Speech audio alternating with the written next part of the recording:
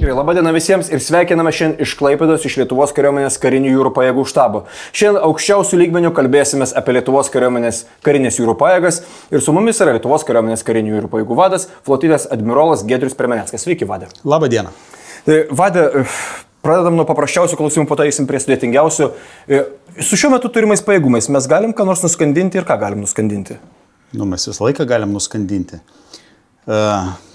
Aiškus, pajėgumai yra tokie, kokie yra šiuo momentu, bet nepaisant to, kad jūrinė dimensija galbūt nėra svarbiausia dimensija, kalbant apie gynybos pajėgumų vystymą, bet jinai yra pakankamai solidi ir turim pakankamai rimtą ginkluotę, patruliniai laivai, išminavimo laivai, štabo aprūpinimo laivas. Kaip sakant, galim nuskandinti ir tai nebus tik tai skardinę nuo konservų. Galvoju, sausumos pajėgose didžiausias kalibras, kuris tiesiogiai šaudo, turbūt yra 30 mm, bent jau Lietuvos kariuomeniai. KJP turbūt tai bus... 76 mm mūsų pagrindinis kalibras yra, o Tomelara pabūklas 76 mm. Ir jeigu paskaičiuoti greitošaudą, reiškia, tai šitas pabūklas daugiau švino suleidžia per minutę į vieną vietą, negu kad mūsų pasididžiavimas Panzerhaubicos. Ai, okei. Nes galvoju, bet šiaip ant laivo viskas stambiau yra, teisingai. Viskas, kaip pasakius, bendra prasme. Jo, kaip pasakius. Tokie, nes jie gabent turbūt didesnius krovinius, didesnius ginklus ir panašiai. Ir baisiausia, artilerija turbūt irgi yra iš laivo. Artilerija šiais laikais nebevaidina tokios didelės rolės, kaip kad vaidindavo istoriniais metais. Antrą pasaulinį karą. Aiškus, atsirado raketinė ginkluotė, jinai yra daug tikslesnė, toliau siekianti, bet nepaisant to, artilerija, kaip matom dabar irgi reiškia iš įvykių Raudonojoje jūroje, kur plačiai naudojama savigynos tikslams laivo artilerija, stambus, reiškia, kulkosvaidžiai ginantis nuo drono, tai jinai nepraranda savo aktualumo. Na, kaip karinių jūrų pajėgų vadas, galvoju visiems klausytojams, o klausytojai mūsų yra didelė dalis Lietuvos kariuomenės, didelis visiškai nieko bendro neturinčių su kariuomenė ir ypatingai mums visiems sausumiečiam arba sausumos pajėgų kilmės kariam, ne iki galo aišku visada, kokia, pavyzdžiui, reikšmė yra valstybėje turėti jūros pakrantę? Kas iš to? Vat visiškai net atsiribojant nuo KJP vado, pavyzdžiui, bet va šiaip žmogaus turinčio jūrinį išsilavinimą, kas iš to yra turėti jūros pakrantę? Suprantam, prekybos gal keliai, kas dar? Aš turbūt leisiu savo pajokauti, kad visi gyvi organizmai Žemėje yra kilę iš jūros.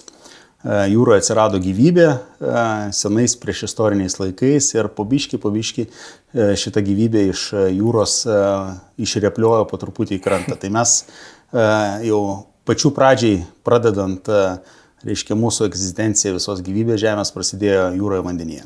Vanduo užima 80% viso mūsų planetos paviršiaus. Vandeniu turbūt pervežama 80-90% pasaulio krovinių.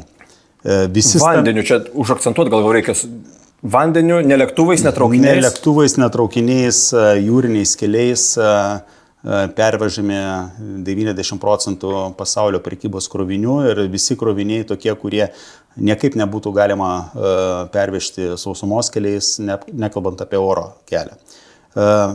Toliau, reiškia, visos valstybės, jeigu pasižiūrėtumėt į koncentraciją gyventojų, tai jinai koncentruojasi pakrančių zonose. Irgi 80-90% populiacijos koncentruojasi pakrančių zonose. Stambus miestai, sostinės, Vilnius yra kitas atvejis, yra reiškia, įsikūrę prie vandens. Istoriškai vanduo buvo patogiausia priemonė keliauti, geriausias susisiekimas būdavo vandens keliais. Tai, reiškia, vanduo yra tikrai negalima pervertinti svarbos civilizacijos vystymuisi. Kalbant apie Lietuvos, reiškia, tokį išskirtinį požiūrį santykis su vandeniu, tai jisai tikrai yra ne visiškai toks jūrinis, sakyčiau, jūrinės savimonės Lietuvoje yra mažoka. Pradedant nuo to, kad visose pasakose jūra yra vaizduojama kaip kažkas tai baisaus, pikto. Jūs žinot nors vieną pasaką, kur jūroje kažkas tai gero įvyko. Jeigu gyvas pieno putai, negyvas alaus putai. Taip, ir tenai pradedant Eglė Žalčių karalienė ir baigiant visais kitais dalykais. Jūra, 9 jūrų. Ja, visą laiką jūra būdavo bauginantis elementas, jūra būdavo tas, kas mus skiria, ne vienė, nors iš principo yra visiškai priešingai. Jūra tai yra lengviausias, kaip minėjau, susisiekimo kelias ir jūra turėtų mus daugiau vienyti. O kad kažkada tai leisiu savo irgi pajokauti, Lietuvos protėviai valdovai nusprendė joti daugiau į pietryčių kryptį ir girdyti žirgus Juodojoje jūroje, vietoj to, kad atsiverti į vakarinę pusę, galbūt vykdyti prekybą per Baltijos jūrą, išeinant į kitus vandenis, galbūt semtis pavyzdžių iš šlovingų vikingų, kurie buvo ir, kaip sakant, gąsdinantis elementas tam tikrų laikotarpių Europoje. Prieškai buvo, ja? Tai taip nebuvo. Aišku, mes irgi turim šiokių tokių sąsajų su vikingais. Sakydavo, kad bijodavo aplinkinės Skandinavų šalis kuršių, palikuonis irgi mūsų regiono gyventojų, kad jie užpuls, išsilaipins kitose krantuose, Švedijoje, Danijoje. Ir dar atsimenu, kažkur tai skaičiau, kad ant bažnyčios liktai Danijoje buvo iškalta, kad bijok maro, bado ir kuršių, kurie įsilaipins. Tai aš galvoju, dar prie Juodosios jūros klausimą biškį grįžtant. Jūs su jūrų sūringumu esat susipažinęs, aš manau, kuri sūresnė, Baltijos ar Juodoji? Tai be abejo, kad Juodoji jūra yra sūresnė. Kaip ten arklius galima girdėti? Nesuprantu niekaip po šiai dienai. Tai čia klausimas gal Vytautui turėtų būti. Tai jums. Gerai, bet kaip suprantu, žodžiu, istoriškai Lietuva tokios kaip, nežinau, ispanų ten nenugalimosios armados nėra turėjus, teisingai? Bent jau kiek mes žinom. Ne, neturėjo. Nors abiejų tautų respublikos laikais buvo siekis sukurti gana stiprų laivyną, buvo idėjos, bet jos vis tiek neišsivystė taip, kaip kitų regiono vadovaujančių jūrinių valstybių, kaip Švedijos, pavyzdžiui, kaip Danijos. Mes likom daugiau tokie orientuoti į žemę, land-centric. Land-centric. Apie tai dar pakalbėsim gal eigoje, kaip tas jūrinę savimonę galima plėtoti, jeigu to reikia, aišku, nes nieks dar nežino. Klausimas tada vėl visiškai beisikinis toksai. O kas valstybė iš jūrinių pajėgų turėjimo? Ar, pavyzdžiui, nekyla klausimų, ar jų reikia, o galbūt kažkam ir kyla klausimų, kam to reikia?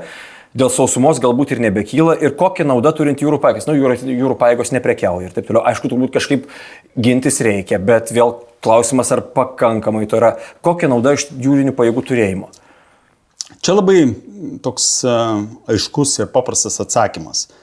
Jeigu Lietuva neturėtų karinių jūrų pajėgų, tai atitinkamai ta erdvė, kurioje operuoja karinės jūrų pajėgos, tai yra mūsų išimtinė ekonominė zona, teritoriniai vandenys, jie liktų tušti.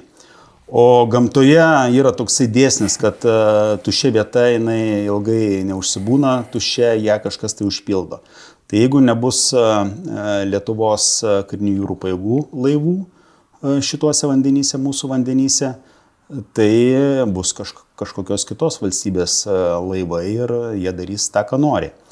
Tai čia toksai labai paprastas, elementarus paaiškinimas, kam vienu sakiniu reikalingi kariniai laivai valstybei, tokiai kaip Lietuva, kuri yra daugiau mažiau orientuota į, reiškia, sausumos pajėgumo vystymą.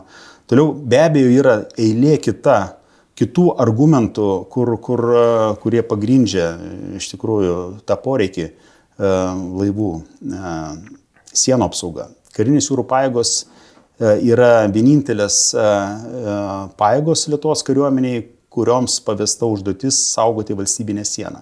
Tai mes kartu su valstybinės sienos apsaugos tarnybos jūriniais pajėgumais, pakrančių apsaugos rinktinė, saugom valstybinę sieną.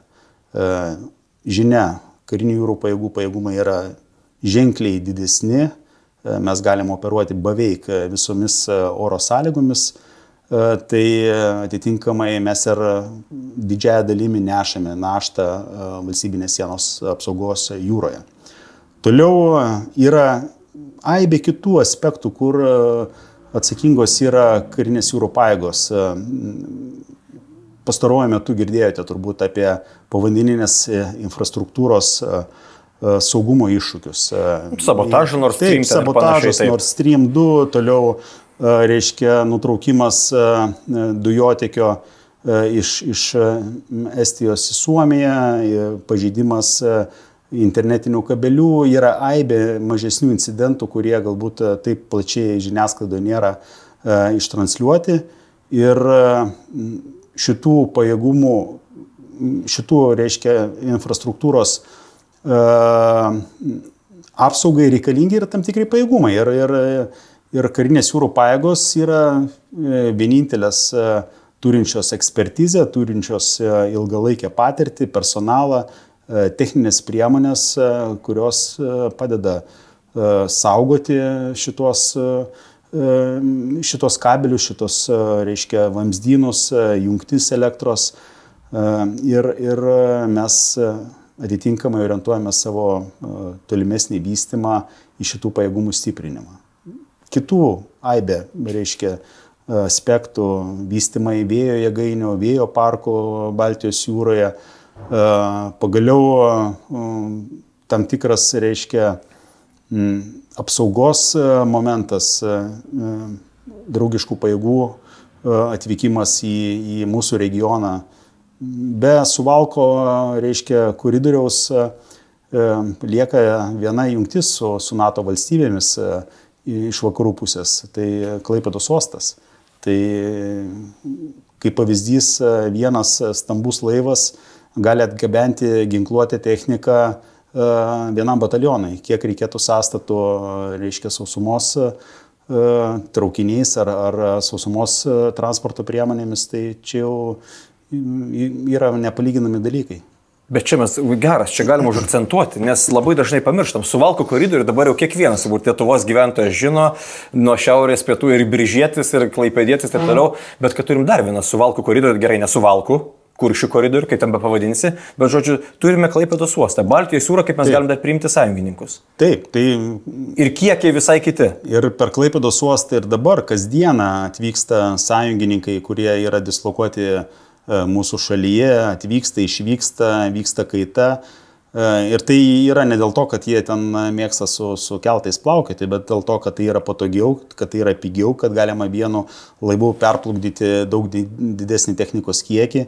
Ir Klaipėdos uostas yra be galo svarbus geopolitiškai mūsų regionai ir jungtis su vakarų pasauliu. Dar įdomus faktas toksai, kad turbūt ne kiekvienas žino, kad atstumas nuo Klaipėdos iki Švedijos pirmųjų salų, iki Gotlando, yra trumpesnis negu iki Vilniaus. Tai, kiek?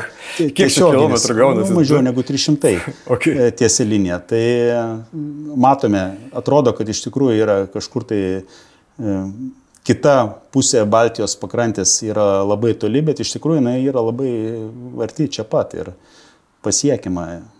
Nu visi žiūri nuo paplūdimio, mato, tai už tai pato nemato. Nuo paplūdimio nesimato, bet... Bet čia gerai, užakcentuosim dar šitą, prie šito po to grįšim, kad tuščia vieta ilgai nelieka. Ir čia prie KJP gal užduočių dar grįšim. Galim truputį perėti per istorijos. Minėjote apie abiejų tautų respubliką. Taip. Nu tada, aišku, visi žinom, buvo imperijos laikotarpis, reiškia, tada ta imperija baigėsi. Kaip tik kalbėjome presniausiai apie nepriklausomybės kovas. Kaip buvo su jūrų pajėgom Lietuvoje? Vat po 1918. Tai turbūt, kad tas lietuviškas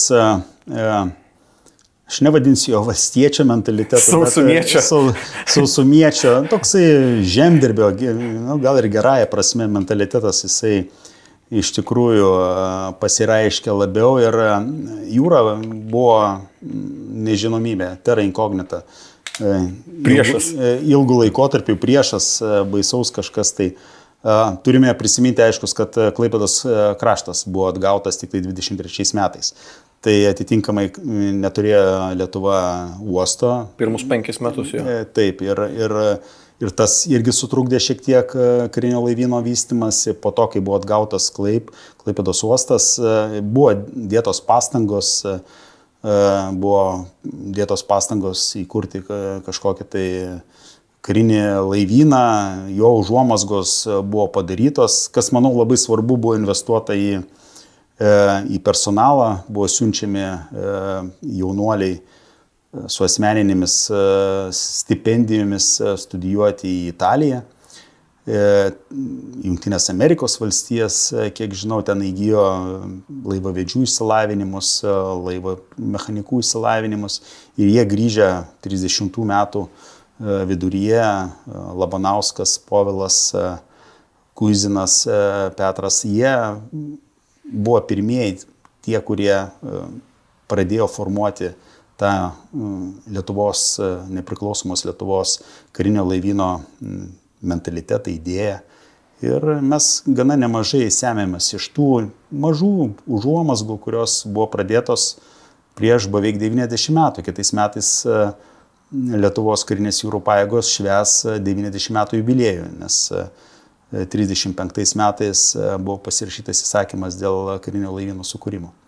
Su vienu laivu prezidentas Antanas Smetona, buvusiu Vokietijos minų traleriu, bet kuriuo atveju tai buvo pradžia. Faktas užfiksuotas. Faktas užfiksuotas. Ok, o po 90-ųjų? Aš dar galvoju, kad nepamirščiau, galbūt dar buvo kažkoks gyvas liudininkas tų tarpų karinių KJP kūrimo, kuriant jau dabar atkurtos Lietuvos KJP. Ar tokių nebuvo ir jau kūrėsi tiesiog iš to, ką turėjo? Nežinau, ką turėjo. Ne, turbūt, kad jau buvo pakankamai prabėgęs didelis laiko tarpas, kad būtų liudininkai, kurie aktyviai prisidėtų to meto tarpukario Lietuvos, reiškia, laivyno kūrėjai prie atsikūrančių karinių jūrų pajėgų 90 metais, bet dalis karininkų emigravo. Ir irgi įdomus faktas, istorinis faktas, kad turbūt irgi vienas iš nedaugelio karinių vienetų, kurie parodė tam tikrą nepritarimą tai sovietiniai okupacijai. Čia 40 metais, reiškia, kai su Lietuvos karinių jūrų pajėgų laivo Antanas Smetona vėliava pabėgo su jachta, reiškia, karininkų komanda į Švediją. Jie pradžiai pabėgo iš Šventosios, kadangi jau buvo Klaipėda perduota vokiečiams, ten Klaipėda šeimininkavo vokiečiai. Šventojoje buvo pagrindinis uostas karinių jūrų pajėgų nepriklausomos, dar jau paskutinės dienas skaičiuojančios nepriklausomos Lietuvos, užėjo sovietai ir, reiškia, aiškus, laivą užėmė, ten pastatė savo valdžią, tai karininkai, keli karininkai, Labanauskas visų pirma, reiškia, kapitonas leitenantas išsinešė laivo vėliavą ir ją išgabeno į užsienį, į Švediją pradžiai ir paskiau Jungtinės Amerikos valstijose. Ir ta vėliava buvo, tarp kitko, dabar yra eksponuojama, kiek žinau, karo muziejuje, originali versija padovanojo artimieji Labanausko, šitą vėliavą grąžino į Lietuvą. Bet tai geras, aiškiai suprato, kas vyksta, nes Facebook'o nebuvo, daug kas nesuprato. Ne, daug kas nesuprato ir dėja, kaip ir kitose gyvenimo srityse, tas supratimas, situacijos žinojimas buvo ribotas. Dabar jau būtų visai kitas matymas. Grupsas susikurtų iš karto. Tai galim pakalbėti, KJP po 90-ųjų, sakysim, ikinatietiška, kaip atrodė karinės jūrų pajėgos, kas ten buvo per... Tai pradžia turbūt kaip ir visur Lietuvos kariuomeniai buvo nelengva, entuziastų grupė susikūrė, Nors karinės jūrų pajėgos gana sėkmingai pradėjo savo, reiškia, kūrimą nuo nulio. Reiškia, buvo įsigytos dvi sovietinės Gryša tipo fregatos, kurios tuo metu turėjo ženkliai stipriausią ginkluotę iš visų Lietuvos kariuomenės pajėgumų tuo metu. Tai turėjo ir priešlėktuvinę raketinę ginkluotę ir ginkluotę skirtą povandeninių laivų naikinimui ir artilerija laivo. Tai buvo gana rimti laivai, sovietinio tipo, aiškus, dabartiniam aktualijom nebetinkami naudojimui, bet tuo metu visa karta jaunųjų jūrininkų, specialistų, karininkų užaugo su šitais laivais ir praėjo tų laivų mokyklą. Čia tie, kur buvo tokios bombų svaidyklės besisukiojančios. RBU 6000. Jūs tarnavo tokiam laive, gal? Taip, aš tarnavau. Aš pradėjau savo karininko karjerą ant šito laivo. Buvau ant Aukštaičio ar Žemaičio? Buvau Žemaičio artilerinės raketinės ginkluotės kovinės dalies vadas. Ir mano atsakomybė buvo šita priešlėktuvinė raketinė ginkluotė, artilerija. Bombų svaidyklės priklausė kitai koviniai daliai, kurie specializavosi kovai prieš povandeninius laivus. Mininė kovinė dalis vadinosi, kovinė dalis 3. Kovinė dalis 2 buvo atsakinga už, reiškia, visą likusią ginkluotę. O kaip ten vidus laivų? Girdėjau, kad dizelio kvapas jausdavosi, kaip visa kita, panašiai kaip ir dabartiniai laivai. Jo, tai mano žmona iki šiol atsimena tą gerą dizelio kvapą, kur neįmanoma būdavo iš darbinių rūbų išnaikinti jo, bet mes tai buvom pripratę turbūt, kad apie aplinkosauginius kažkokius aspektus, tai ten net baisu pagalvoti yra, nes išmetamos dujos ant to laivo ir kvapas ir visa kita, sovietų statymo būdas, sakant. Apie taršos mokestį nekalbos. Taršų mokestis neegzistavo ir tie laivai, buvau skaitęs kažkur tai, kad jie buvo konstruojami vienam žygiui, padaryti išpuolį priešo povandeninius laivus, prieš NATO tuo metu povandeninius laivus, juos užatakuoti ir paskiau garbingai, kaip sakant, būti paskandinta. O jūreiviai kur dedasi? Ar tai nerūpestis? Jūreiviai su laivu eina visą laiką. Ai, šitaip, ne? Taip. Čia, apie tradicijas gal pagalėsim pabaigoje visoje, ar čia kiek tų yra mitų, kiek faktų. Tai gerai, jo, fregatos, Žemaitis ir Aukštaitis, visi, kas bent kiek domėjosi kariuomenė, ankstyvoje nepriklausomybėje, jas matė, tikrai įspūdingai atrodė. Jie buvo po to supjaustyti, regis, dalimis, teisingai, ant metalo. Jos atitarnavo, jos iš tikrųjų prarado savo funkcinę paskirtį, nebetiko daugeliu aspektų ir jų ginkluotė tai šaudmenys nenatietiški turbūt. Nebeefektyvi patapo, aiškus, techninė priežiūra, būdavo reikalinga atsarginės dalis, tai vienintelis tiekėjas, aiškus, galimas Rusija, tai net nebuvo klausimų dėl šitų laivų ateities. Ir džiugu, kad laivynas iš tikrųjų vystėsi, nesustojo su tom dviem fregatom. Buvo NATO šalių daug paramos, buvo gauti patruliniai laivai iš Norvegijos, štabo laivas iš Norvegijos, toliau pradėjo jau ir pati Lietuva šiek tiek investuoti į laivus, karinę techniką.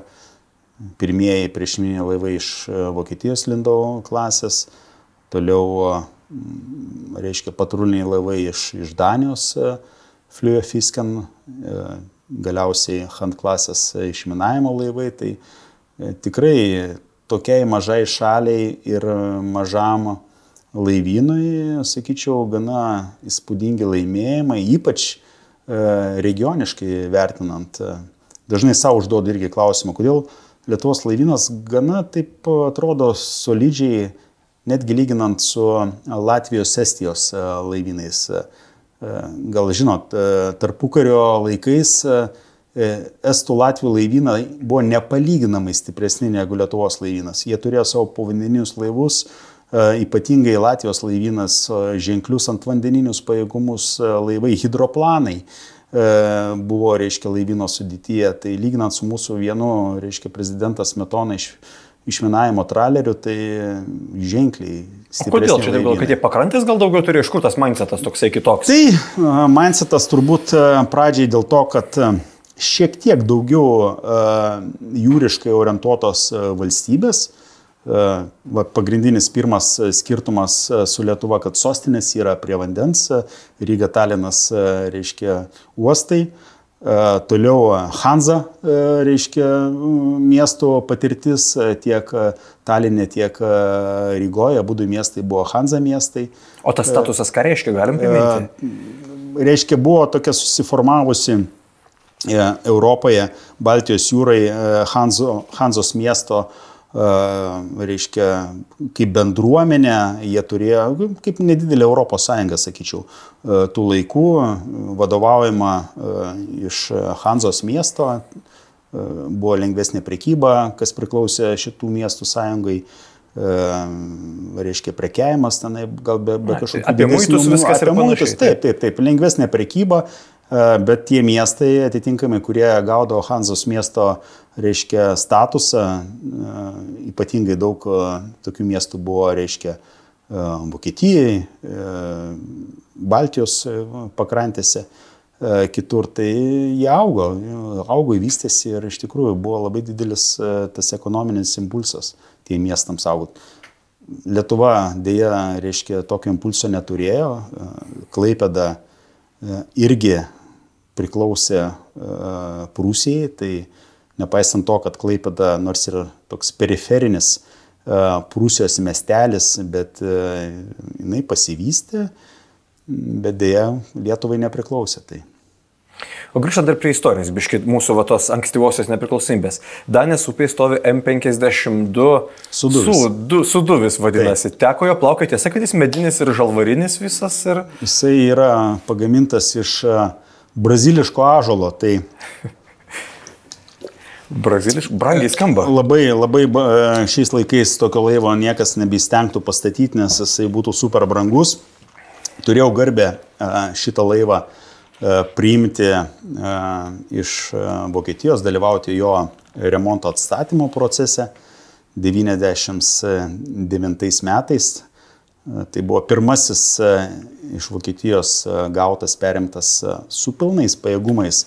Tai yra artilerija, povandeniniai robotai, išminavimo laivas ir jisai garbingai atliko užduotis daugiau negu 10 metų. Tai labai džiugu, kad mums pavyko išsaugoti šitą laivą, kad geranoriškai pasižiūrėjo Lietuvos jūrų muziejus, kartu bendradarbiaujant mums pavyko jį pastatyti garbingoje vietoje Klaipėdos mieste, Dangės upėje, pačiam centre beveik, tai kiek girdėjau ir skaičiau atsiliepimų, iš tikrųjų gausiai lankomas svečių miesto ir miesto gyventojų, džiugina širdį. Tai bet čia ir prasideda jūrinio identiteto formavimas, kūrimas, kuriam reikia labai ilgo laiko.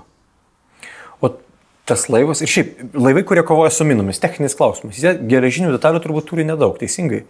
Jisai yra specialiai pastatytas, kad būtų nemagnetinis. Taip. Dalis laivų šiuolaikinių yra pastatyti iš, reiškia, naudojant plastiko junginius įvairius. Tuo metu buvo prieinamos, reiškia, technologijos statyti išminavimo laivus, minų tralerius dažniausiai iš medžio, medinius. Ir tarp kitko šitie laivai, tai yra Lindau klasė, tasai projektas vadinosi, tai buvo pirmieji vakarų Vokietijoje po karo pastatyti, jau pačioje Vokietijoje pastatyti karo laivai. Tai buvo eilė šitų laivų, kaip minėjau, viskas padaryta iš medžio, kur nebuvo galima medžio panaudoti, nes variklį medinį sunku padaryti, galima aiškus, bet sunku.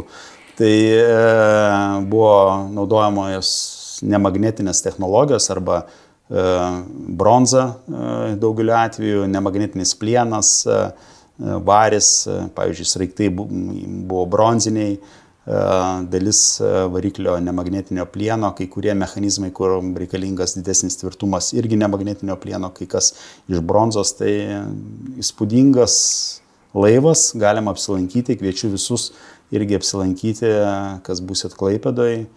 dalis mūsų istorijos. Akcentuojam M52 minų medžiotojas, garsus laivas, anksčiau ypatingai ikinatietiškoje Lietuvos kariuomenėje. Bet jis ir kaip NATO laivas, jisai suplaukė gana nemažai, reiškia, misijų. Tai aš pats toliau tarnavau laivo vadu ant kito laivo, Lindau klasės laivo ant Kuršio, kurio dėja išsaugoti nepavyko. Tai jisai metais vėliau atėjo į Lietuvą. Tai buvo pirmasis laivas, kur dalyvavo NATO junginyje ir iš tikrųjų visi stebėdavosi, sakydavo, žiūrėkit. Dar prieš 10-20 metų tie laivai ir nebuvo senyje, su visa atnaujinta įranga. Kartais efektyviau pasirodydami išminavimo pratybose negu senbuviai NATO didžiųjų jūrinių valstybių. Galim trumpai aptarti apie užduotis. Vat būtent, kurios iš principo, kaip supratau, vis tiek yra nukreiptos į tai, kad tuščia vieta ilgai nelieka, reiškiasi. Kokios pagrindinės užduotis keliamos karinėms jūrų pajėgoms šiandien? O po to pakalbėsim apie asetus. Gerai, tai pagrindinės užduotis yra išimtinės ekonominės zonos ir teritorinės jūros apsauga ir gynyba. Tai turbūt savaime, kaip ir viskas aišku, savaime suprantamas dalykas. Toliau reiškia jūros ir pakrančių stebėjimas.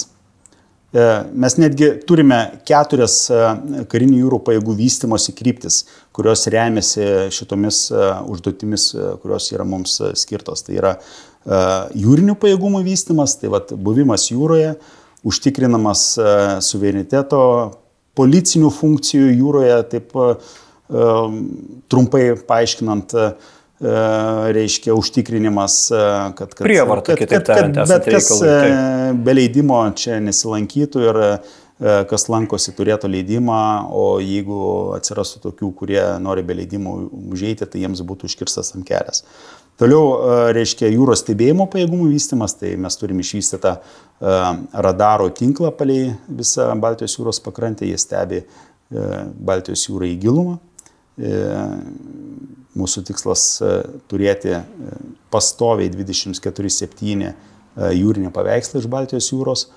Toliau mes vystome minavimo išminavimo pajėgumus, tai vat, kaip apkalbėjome, išminavimo laivai buvę Lindau klasės, dabar Hunt klasės, reiškia Britų gamybos naujasis mūsų Kuršis ir Skalvis. Jie užsiema išminavimo darbais, tai ne tik tai, kad ieško istorinių minų, kurių dar yra labai didelis kiekis Baltijos jūroje, bet aiškus pagrindinė užduotis būti pasirengus valstybės gynybai. Tai matome, kiek efektyvus mininis ginklas išlieka ir šiuolaikinio karo perspektyvoje, matome pavyzdžių iš Juodosios jūros, kur buvo efektyviai panaudotas mininis jūrinis ginklas. Toliau uosto ir priekrantės gynyba yra mūsų pajėgumo vystymas. Tai kalbėjome, kad Klaipėdos uostas yra nepaprastai svarbus visais aspektais. Taip, karinė prasme, kaip kad reiškia įeigos taškas draugiškom pajėgom, logistinis hubas. O taikos metu tai pagrindinis, reiškia, ekonomikos variklis.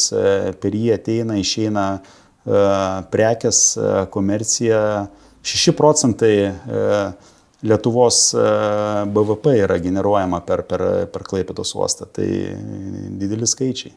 Tokiai, kaip sakant, ne į jūrą orientuotai valstybei, kaip kad esame mes. Tai va tokios pagrindinės užduotis yra. Dar jūrų gerbėjų koordinavimas teisingai irgi. Taip. Tai čia dar tokios taikos metų užduotis. Aiškus, mes atsakingi už žmonių paiešką ir gelbėjimą jūroje. Turime tam skirtą jūrų gelbėjimo koordinavimo centrą. Mes atsakingi už teršalų likvidavimą jūroje. Turime tam skirtą laivą Šakiai, kurį tikimės atnaujinsim naują platformą per artimiausius metus. Tai turbūt, kad tokie būtų pagrindiniai mūsų uždaviniai. Ir aišku, visą dabar pakalbam kaip kariuomenė apie užduotis, tada apie priemonės. Aš galvoju, vėl, pajėgumų vystimas kaip tema guli, aišku, gynybos štabe reiškia, bet aišku, turbūt visi pajėgų vadai lobina savo pajėgumus, tai turbūt būtų labai natūralu. Aš galvoju, kada Lietuva, kaip galvot, kada mes turėsim pirmą battleshipą, pavyzdžiui, lėktuvnešį dar kažką? Ar čia yra per drąsu Lietuvai svajoti, kaip ir, bet tankus irgi kažkada buvo labai drąsu? Battleshipas ir lėktuvnešis turbūt, kad nesišviečia Lietuvos kariuomenė ir jūrų pajėgom tikrai šitokių laivų nereikia. Netgi jeigu būtų pinigų, tai sakyčiau, kad tokio pajėgumo nereikia. Žinot, kad įgula lėktuvnešiai yra 4-5 tūkstančiai žmonių. Tai brigada, Brigada galime sutalpinti, ne 3 lėktuvnešiai ir Lietuvos kariuomenė visa yra ant laivų sudėta. Per daug būtų, ne? Būtų per daug, ne. Tai čia yra tik tai pora valstybių pasaulyje, kurios efektyviai, keletą valstybių, kurios efektyviai naudoja lėktuvnešius. Tai matom, sakant, rusai, kurie daug gyrėsi ir mušė savo į krūtinę, tai jie neturi net nei vieno lėktuvnešio. Tas vienas, kuris yra, tai jisai de facto negalintis vykdyti užduočių. Kinija, ta pati didelė karinė galia turinti nominaliai didžiausią karinių laivų skaičių, lyginant su kitomis valstybėmis, didesnė negu Jungtinės Amerikos valstijos, pradeda vystyti savo lėktuvnešių operacinį, reiškia, pajėgumą. Jungtinė karalystė, aiškus, istoriškai turi porą lėktuvnešių, kuriuos stengiasi išlaikyti Prancūzija, toliau šiek tiek mažesnės šalės, ten Italija, Brazilija, kiek žinau, ten Indija lyg tai truputį kažką tai bando. Tai to pajėgumo, aiškus, niekada Lietuvai nereikės kaip po tokį, yra visai kiti valstybės masteliai, poreikiai. Kalbant apie didžiuosius laivus, irgi, sakyčiau, turim atsižvelgti į poreikius ir kad poreikiai sutaptų su galimybėmis, kaip sakant, tas tostas yra toksai geras. Tai didžiųjų laivų, tokių kaip kad naikintojai, net lietuvišką termino tokio neturime. Destroyer, dzūkiškai. Jo, angliškai destroyeris. Ir mane visą laiką nervina, kai iš rusų kalbos pažodžiui verčia eskadrinis minininkas. Tai čia visiškai rusai kažkada tai turbūt caro laikais neteisingai suprato to laivo paskirtį ir jį pavadino ir mes bandome jį versti. Tai čia yra visiškai klaidingas pavadinimas. Tai kalbininkam reikia sugalvoti gerą pavadinimą tam laivui. O jo paskirtis? Jisai yra pagrindinė paskirtis yra kovoti su, reiškia, antvandeninėmis pajėgomis. Tai yra didelis laivas, skirtas kovoti su kitais, reiškia, priešo laivais, universalus gana, nešantis dažnai tolimo, reiškia, veikimo raketinę ginkluotę, Tomahawk, reiškia, raketas ir panašiai. Tai tokių laivų irgi Lietuvai nereikės. Bet ko Lietuvai reikės būtinai, nes žinia, mūsų dabartinis karinių jūrų pajėgų laivynas sensta, kaip ir mes visi, tai pasiekia tokią brandą, kur jau reikia daryti sprendimus ir galvoti apie ateitį, kas tuos laivus, kokios naujos platformos pakeis. Tai ateitis būtų multifunkcinės platformos, galinčios vykdyti platų spektrą užduočių, galinčios vykdyti, reiškia, vadovavimo užduotis jūroje, galinčios vykdyti išminavimo užduotis, kas yra mūsų NATO pajėgų, reiškia, tikslas Lietuvai, užduotis, galinčios vykdyti mūsų teritorinės jūros ir išimtinės ekonominės zonos apsaugą, turinčios tam tikrų oro gynybos pajėgumų, savo gynybos pajėgumų. Tai jau tokia nedidelis, taip kabutėse sakau nedidelis, bet didesnis už dabartinius mūsų turimus laivus laivas, multifunkcinis šveicariškas peiliukas, turintis visų gebėjimų po truputį ir gebantis atliepti mūsų iššūkius. Tai čia yra mūsų laivyno ateitis. Didysis patrulinis laivas, angliškai offshore patrol vessel arba multifunkcinis laivas. Tarp kitko dabar pastaruoju metu nemaža grupė šalių, NATO šalių, Danija, Norvegija, ta pati Jungtinė karalystė, reiškia, žiūri į šito tipo laivų, reiškia, kūrimą, statymą, kurie būtų pigesni už fregatas, pigesni už aiškus tuos destroyerius vadinamus, bet šiek tiek turėtų daugiau pajėgumų negu paprastas nedidelis patrulinis laivas. Tai galėtų bet kuriom oro sąlygom išeiti į jūrą, atlikti užduotis, galbūt netgi veikti kažkur tai už Baltijos jūros ribų, sakysim, kas žino, kaip pasisuks gyvenimas už 10 metų. Galbūt, kaip sakant, krizė Viduržemė jūroje bus pagrindinis darbotvarkės klausimas. Gal Rusija nebebus, daug dievė. Ir kiti klausimai. O laivai statomi yra ne 5, ne 10 metų jau. Jeigu statom laivus, tai jie turi būti mažiausiai 30-40 metų funkciškai, morališkai nepasenę. Geras. Kitaip negu mašina, reiškia, irgi laivas. Kitas dalykas. Tai ir dabar. Kaip ir lėktuvai turbūt. Turbūt, kad nežinau, kiek lėktuvų yra gyvavimo laikas. Kopvado paklausiu. Kopvado reikėtų paklausti, bet laivas yra skaitomas 30-40 iki 40 metų. Tai dabar mūsų seniausias laivas yra pagamintas 77 metais, tai jisai jau viršė po truputį šitą savo gyvavimo ribą ir tolimesnis investavimas, kaip ir žinote, turbūt, kad į seną tenai mašiną, jie brangiau kainuoja remontuoti. Sako, aš netoks turtingas, kad pirkčiau. Taip. Ir dalių nebėra atsarginių, ir paskiau įvairių funkcinių yra problemų pasidaro, kaip tą laivą išlaikyti, reiškia gyvą. Tai kartais naują daiktą pirkti pigiau, negu kad bandyti išlaikyti seną. Dar mūsų laikas po truputį tiksi, bet dar porą klausimų likę. Galvoju, prieš gerą 10-metį jūs vadovavot labai dar plačiai komunikaciją, apie tai skleido NATO nuolatinės parengties priešmininių laivų junginių. Ten labai toksai klamzitas akronimas visas. Tikrai taip, aš ten sunkiai pats atsimenu. Bet SNM-CMG1 vadindavosi jo. Vadovavot sąjungininkų laivam, teisingai? Taip. Kaip sekėsi? Puikiai. Buvo laikotarpis 2014 metai.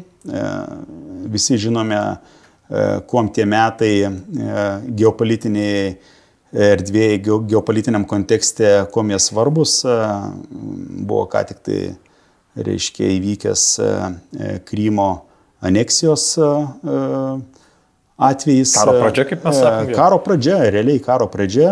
Ir visų tų įvykių, kuriuos mes dabar matome Ukrainoje, faktinė pradžia ir vystimosi pradžia. Ir aiškus buvo atsakas iš NATO gana rimtas, suaktyvuotos buvo nuolatinės grupės, jūrinių dimensijoje taip pat. Ir taip jau gavosi, kad buvo suplanuota rotacija Lietuvai ir teko pavadovauti gana didesniam negu įprastai junginiui tuo metu sudarytam. Bet profesionalus laivų vadai, super profesionalus tarptautinis štabas. Jeigu visas štabas pavaldiniai gerai dirba, tai vadui tenai daryti nieko nereikia. Užsirašykim šitą tada, akcentuojam. Taip, tai tokiu principu galbūt reikėtų vadovautis. O kiek laivų turėjo dispozicijų savo? Visų pusmečio laikotarpiai kito. Bet daugiausiai, kiek žinau, buvo 10 laivų vienų pratybų metu, prisijungė ir prancūzai, kurie šiaip nelabai noriai jungėsi į NATO nuolatinės laivų grupės, bet tada buvo didelis suaktyvėjimas ir 10 laivų, tai čia iš tikrųjų jau wow yra.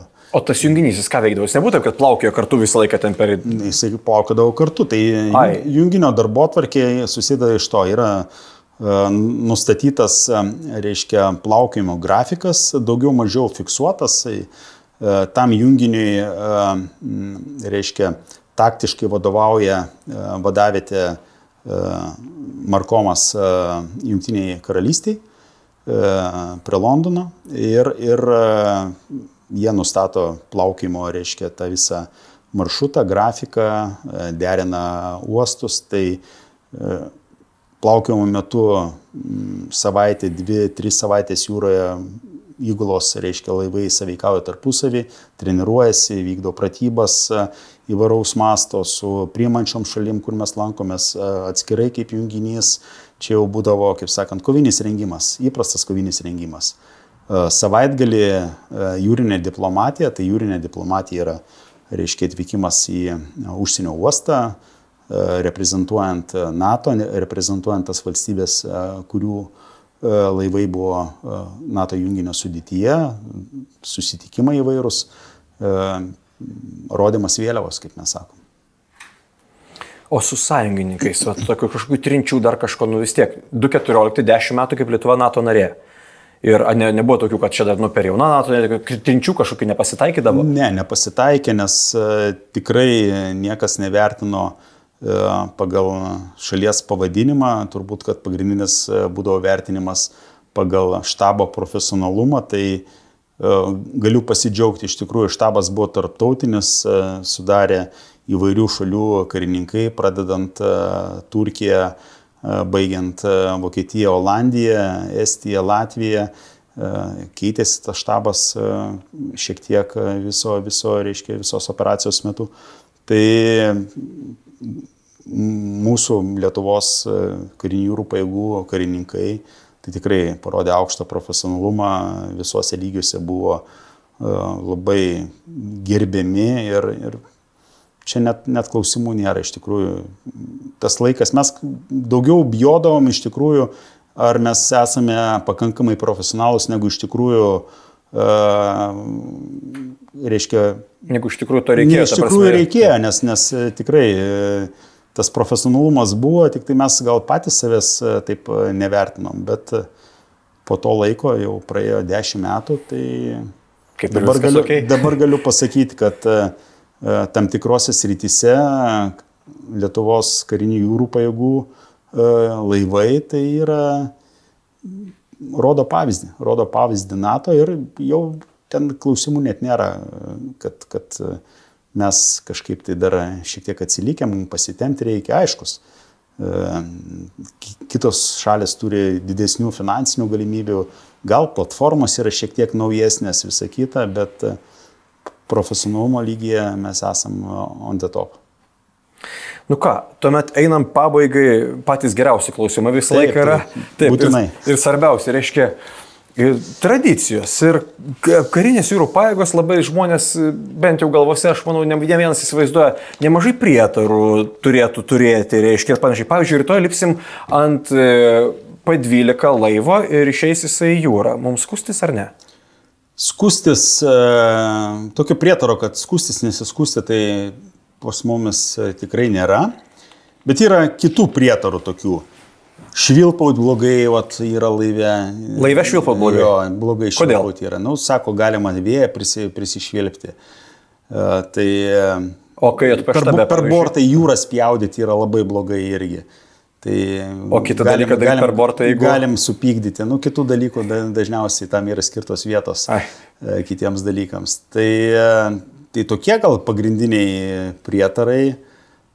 Yra aiškus tradicijos įvairios. Pirmą kartą jūrai išėjusiam, kirtusiam laivui poliarinį ratą. Pusiaują gal ne taip dažnai mums tenka kirsti, bet poliarinį ratą tai... Dalis laivų mūsų yra kirtę, tai mėlynai nosį nudažom laivą, viską ir... O kaip kirtimo metu nudažot, nes tu čia vis tiek? Ne, nebūtinai, tai kirtimo metu gali būti kitų užduočių. Šalta lyja ir taip toliau. Jo, jeigu lyja, tai sunkiai dažyti sekasi, bet grįžtant ar tai metus laiko tas laivas turi tada teisę būti toks šiek tiek su mėlyna nosi. O pirmą kartą išėjus į jūrą, kas vyksta? Pirmą kartą išėjus, taip gal buvo daugiau tokios tradicijos seniau praktikuojamos kažkaip tai. Nes jeigu mes naudodom laivą perkam, po bokalą išgerti jūros vandens, toliau nuo kranto nuėjus, nes čia vanduo priekrantį labai nešvarus, bet jau ten toliau Baltijos jūrai galimas gerti su medikų leidimu. Nėra toksai surus, tai po bokalą vandens jūros išgerdavo. Pirmą kartą į jūrą atsišvartavę, ten, kada kokį savaitgalį, jeigu plaukimas būdavo šventės įvairios, Neptūną pakviesdavom, kad jisai parodytų performansą. Tai žinot, kai kasdienybė, būnant pusę metų toli nuo namų, užima didelę tavo laiko dalį, tai reikia galvoti kažkokias tai ir pramogos, kurios sutelkia ir augina tą komandinę dvasią. Tai. O tiesa, kad išlipimas į uostą yra vienas didžiausių motivatorių, kariam pavyzdžiui. Ir išleidimas į miestą, dar taip pasakyčiau. Kad išleidimas į miestą yra neribojamas. Jeigu karys nėra, reiškia, budėjime, prisišvartavus laivui, jeigu laivas neturi kažkokių tai atskirų užduočių, aktyvaus nėra pasirengimo ateinančiam pratybom, tai faktiškai visi turi galimybę išeiti į uostą. O užsienyje? Užsienyje irgi tas pats. Tai taip pat. Tiesa, NATO šalyse gilankotės greičiausiai. Tai ne kažkur. Ir NATO, ir ne NATO šalyse visur jūreiviai, jūrininkai turi galimybę išeiti. Ir tai čia irgi yra vienas iš tų tokių niuansų, kuris daro, reiškia, jūrininko gyvenimą išskirtinį, skirtingą negu kad kitų kariuomenės rūšių. Tai galimybė pažinti užsienio uostus, ten susipažinti, kaip sako, kažkas tai buvo minėjęs, aš keliauju po pasaulį ir man dar už tai moka. Tai čia yra pats geriausias dalykas, koks įmanomas. Užakcentuojam, kadangi kiekvienos tinklalaidės paskirtis yra šiek tiek rekrutuoti į pajėgas, su kuriomis kalbame. Be abejo, tai jeigu norit ne tarnauti, o keliauti ir patirti nuotykių, tai ateikite į jūrų pajėgas. Užsirašykite visi, ką vadas sakė, nes po to nepatikės koks laivo vadas, kuriam bandys įrodyti, kad man čia sakė, kad jisai keliaus, tai tikrai ne kaip jam patiks, tai čia kitas klausimas. Aha, ir tada prie to kito klausimo reiškia. Jūs, pavyzdžiui, asmeniškai pykina laivą ar ne? Ne, nepykina, tai gal ir atrodys, kad čia pasigyriau, bet kažkaip tai nuo pat pradžių, nuo praktikos ant burinio laivo, tokio pykinimo jausmo niekad neturėjau ir apetitas didesnis, yra daugiau valgyti norisi, bet tai irgi yra labai patogu, nes jeigu blogas oras, tai dauguma laivė nevalgo nieko, tai tau daugiau porcijų lieka. Bet čia rimtas bairis, ta prasme, jeigu blogas oras, eina prie borto žmonės. Tai be abejo, tai kai kurie netgi ir nepripranta, gali plaukti, sakoma, kad kelias dienų, gal savaitę laiko ir priprasi jūroje, bet yra tokių, kur mes turime atvejų, kur nepriprato niekada geri karininkai, kariai geri, bet organizmas neleido plaukti ir nieko nepadarysi. Tai čia vis tik tai nėra pakeičiamas dalykas. Klausimas, aišku, mes ne medikai esame, bet ar čia išmokstamas, ar vis tik tai įgimtas, ką jau turi, tą turi? Šiek tiek yra prisitaikoma, aš tikiu, kad kai laivas, reiškia, įgula plaukėjo ilgesnį laiką, sakysim, ten gal keletą savaičių, jau tie aštrus jausmai, net ir blogam orui esant, jie silpnėja, jau pripranta, žmonės tada išeina ant kranto sviruodami vaikšto. O šiaip, kad visiškai būtų išnykęs tas jausmas, sakau, skirtingi gal efektai yra. Man buvo didesnis apetitas, kitam gal pykindavo, galvą paskaudėdavo, bet prisitaikė ir viskas. Visą laiką sakydavau vyrai, kad reikia dirbti, o ką darysi, blogą dar kažką. Tai, bet laive yra tiek žmonių, kiek yra, kiekvienas turi savo užduotis ir jeigu visiems staiga pasidarys negerą, blogą, tai laivas negalės vykdyti savo užduočių. Tai perlipi per save, šiek tiek galbūt nustumi tuos pojūčius fizinius į antrą planą, susikaupi ir darai užduotis. Na ką, ir pabaigai. Ir sakoma kartais, kad jūra turi savo trauką kaip kalnai ir panašiai. Pavyzdžiui, yra bus tokia diena jūrai, kad džegnotis norėtumės, jūs arba įgula. Nesakys į akį su gamta, aplink nieko nėra. Ir ta prasme, iš baimės bangos, audra, iš džiaugsmo tai ne, iš džiaugsmo tai čia ką pakrantį, bet iš baimės, iš tos aplinkos, į kurią patekot, nes vis tik tai yra kitaip negu sausumoje. Ne, tai jūra yra stichija, iš tikrųjų gamtos stichija ir daug žinomi atvejų ir istorijai ir labai liūdnų nutikimų, kur bandė jūrininkai galbūt nepaisyti šitos stichijos, kabutėse, sakau, elgtis nepagarbiai, nuvertinti, reiškia, gamtą ir buvo skaudžiai nubausti. Tai visą laiką būdavo reali pagarba ir ypač ta stichija, kurią tu pajauti ant sąlyginai nedidelio laivo, vidury jūros, toli nuo krantų, esant bangai, ne, kaip sakant, smiltynės pliažuose tenai kur gražiai galime per ją panardyti, bet 5-6 metrų dydžio bangai, kur visas korpusas traška, braška ir tai juokų yra mažai, yra susikaupimas, yra pagarba stichijai, yra tikėjimas, kad tavo kompetencijos reiškia užteks, kad laivas liktų saugus.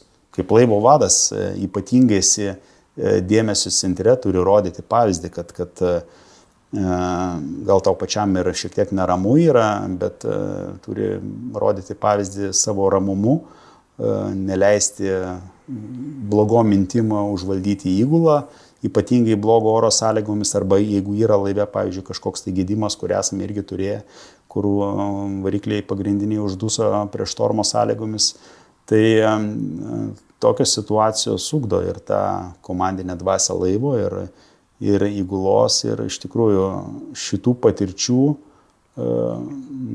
niekada neužmiršiu ir esu dėkingas Lietuvos kariuomeniai, kariniam jūrų pajėgom, kad turėjau galimybės patirti, ką reiškia priimti sprendimus, kur negali pasiklausti pas savo viršininką ir į tave žiūri 44 šiek tiek baimės kupinos akyčių poros. Vada, vis tik tai, galvoju, iš jūsų reikia išgirsti, nes jau galvom, dar šiek tiek laiko turim, kokią filosofiją slypi už ko atpašūkio? Kas to norima pasakyti? Pašūkis jūrinės valstybės labui yra. Tai turbūt pagrindinis dalykas, ką mes norim akcentuoti, kad visų pirma, Lietuva yra jūrinė valstybė. Jūrinė valstybė ir kaip bebūtų jos istorija susiklošysi, mes turime jausti tą jūrinę mentalitetą, mes turime ugdyti jį, stiprinti, nes be jūros faktiškai iš tikrųjų mūsų valstybės ateitis būtų visiškai kitokia ir gal ir liūdnesnė be priėjimo prie kranto. Ir visais laikais jūra buvo tas motivatorius, visų išradimų generatorius, reiškia, per troškimą keliauti, per prekybas, per karus pagaliau jūroje vystėsi technologijos ir visa kita. O kita dalis šūkio, kad jos labui, tai savaime aišku, kad mes dedikuojame jūrų pajėgos savo visą energiją, savo potencialą, kad šita jūrinė valstybė vystytųsi, stiprėtų visomis prasmėmis ir karinė jūrinė prasme ypač. Ačiū Jums už pokalbį. Ačiū, Gintai.